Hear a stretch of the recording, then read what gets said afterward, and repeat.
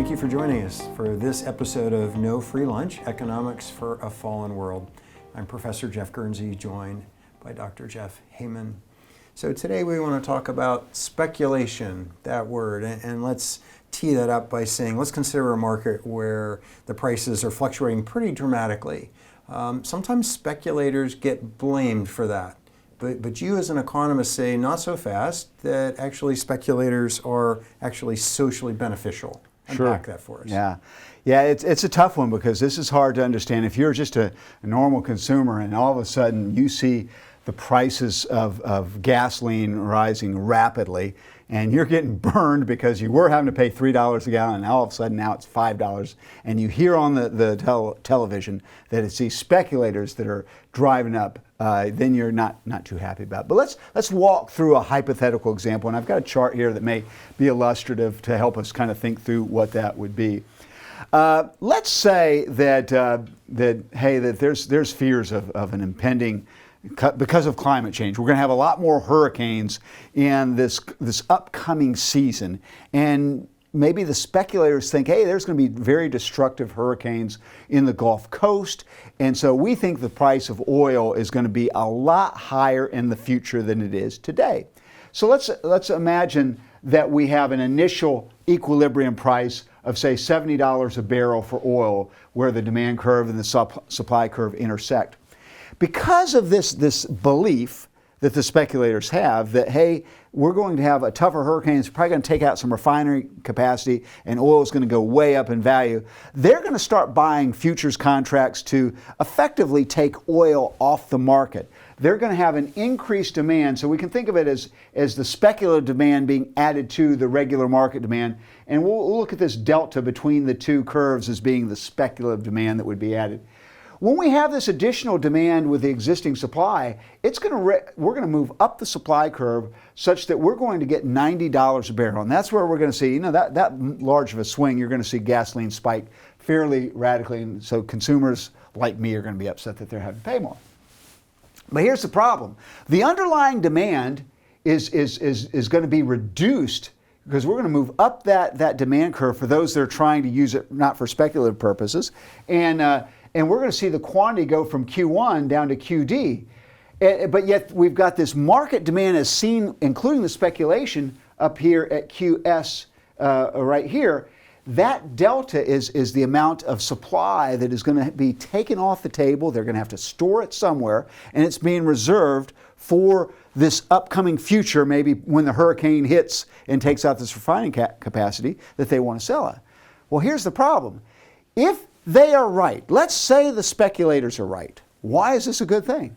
Well, we're going to have a lot less oil in the future if the speculator's right. We should want these people that are consuming today to consume less. Well, that's what speculation leads to. And what happens to the price? That price went much higher. So what would we want suppliers to do in the face of a higher price? We would want them to produce even more. That price will incentivize them to do that. And that's what happens as we move up the supply curve. So both of those responses, if the speculators are correct, are socially beneficial. In fact, if prices are going to rise like that in the future, the sooner we begin to prepare, the less burdensome will that adjustment process be. So that's a good thing. So that's what will happen with the increase in demand due to speculation. Now let's go the other direction and assume they're not right. So in this one, when the hurricane hits, we're going to see a decreased supply. And that's when the supply curve, I didn't draw the curve, but it would show we would have a reduction, but we would have already been postured to handle that, and then the speculators would release the oil onto the market. All would be good. And they make a lot of money, and the pain was less than it otherwise would be. Let's look at the other example now. Okay, they bid it up to that $90 a barrel because of the speculative demand, and they're wrong.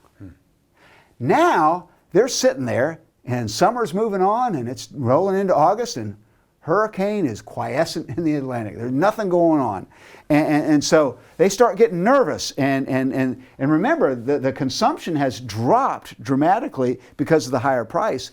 And these stocks just keep building up, and they have to keep buying more.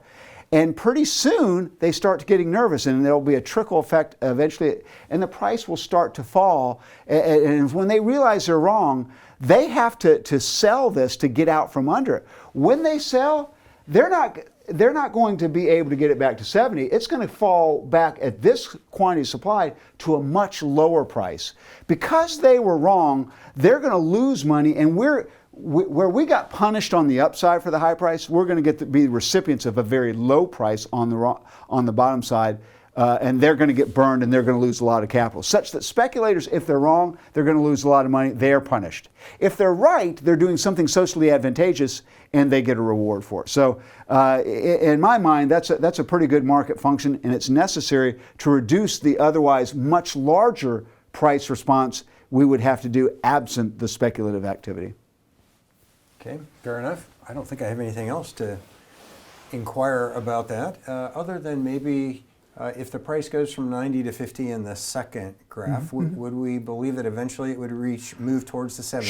Sure, because you and I would start consuming we would move down our demand curve, and we would work off that supply as it's cheaper. We're all going on extended vacations to national parks and such, and that will bid up. We will take that supply, and it will work off, and we'll eventually get back to the equilibrium. Yes.